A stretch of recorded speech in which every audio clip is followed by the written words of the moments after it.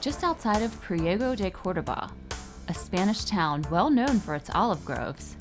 Locals Francisco García and Joanna Romero are letting me see firsthand how olive oil is made. And it's a process that makes me appreciate those easy-to-open bottles of the green stuff. The first step is harvesting the olives, which can be quite a workout, whether you do it the traditional way of literally beating the trees or use some sort of machinery, both of which are done in Priego de Córdoba.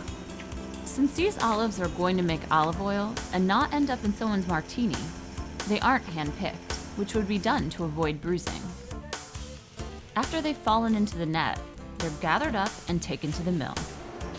This is where the leaves and branches are separated from the olives, and the olives are pressed to make olive oil.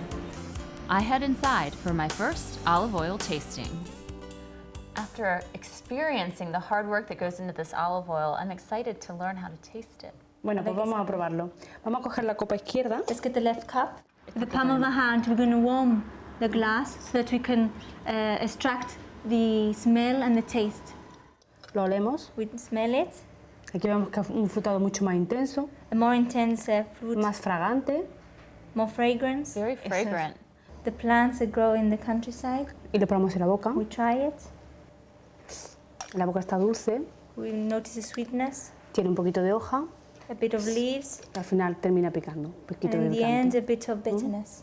It's very good when you describe all the different tastes that I should be tasting. I can, it makes it more real, and I can taste all the different flavors, not just the olives and the oil, but all these other different things that go into it.